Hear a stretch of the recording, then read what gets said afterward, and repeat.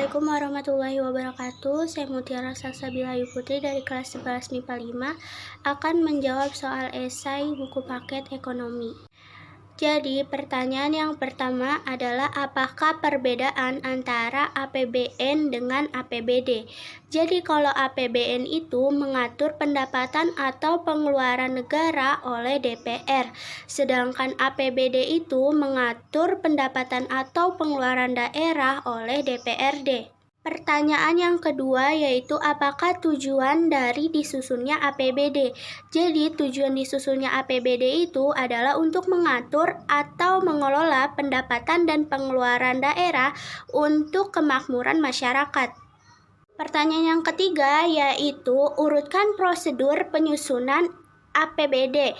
Jadi yang pertama, pemerintah daerah menyusun yang namanya RAPBD atau rancangan APBD.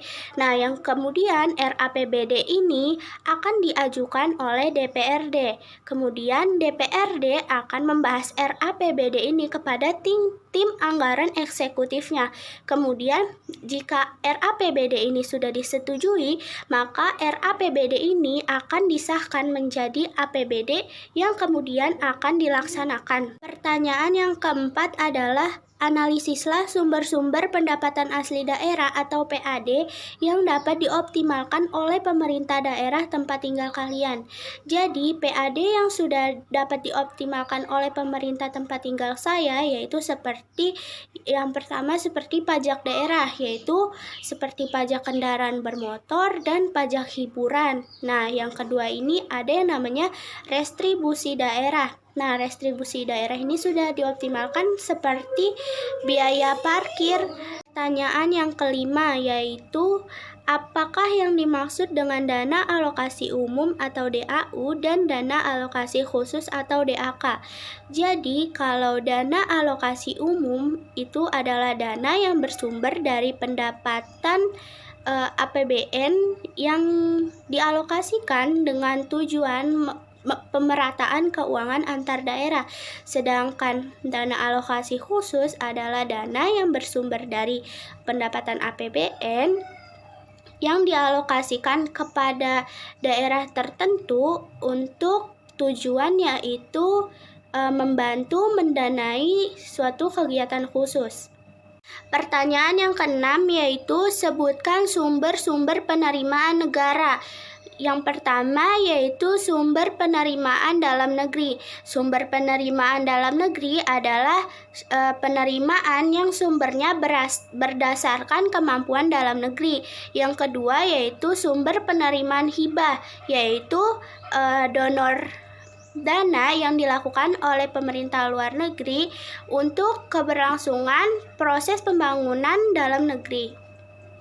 Pertanyaan yang ketujuh yaitu uraikan prosedur penyusunan APBN. Yang pertama yaitu membuat rencana pendapatan dan anggaran negara atau RAPBN. Yang kedua yaitu menyusun RAPBN oleh presiden dan kabinetnya dalam bentuk nota keuangan. Kemudian RAPBN ini akan diajukan kepada DPR.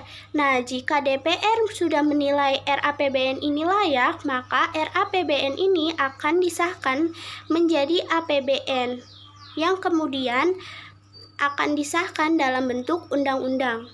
Pertanyaan yang ke-8 yaitu uraikan tujuannya disusunnya APBN. Jadi, tujuan disusunnya APBN itu sebagai pedoman pendapatan dan pembelanjaan negara dalam melaksanakan tugas kenegaraan untuk meningkatkan produksi dan kesempatan kerja.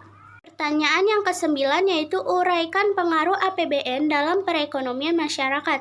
Yang pertama yaitu meningkatkan pertumbuhan ekonomi yang ditinjau dari pertumbuhan GNP dari tahun ke tahun.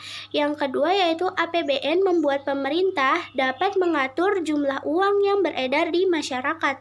Pertanyaan yang ke-10. Dalam penyusunan APBN dikenal 3 asas yang biasanya dianut oleh setiap negara. Tuliskan dan jelaskan ketiga asas tersebut. Yang pertama ada yang namanya asas kemandirian. Asas kemandirian artinya pembiayaan negara didasari oleh negara itu sendiri dengan cara meningkatkan sumber penerimaan dalam negeri. Yang kedua, ada yang namanya asas penghematan, yaitu dengan cara meningkatkan efisiensi dan produktivitas. Yang ketiga yaitu asas penajaman prioritas pembangunan. Artinya, pemerintah harus tahu nih uang mana yang harus dipakai untuk biaya yang lebih bermanfaat. Sekian jawaban dari saya, kurang lebihnya saya mohon maaf. Wassalamualaikum warahmatullahi wabarakatuh.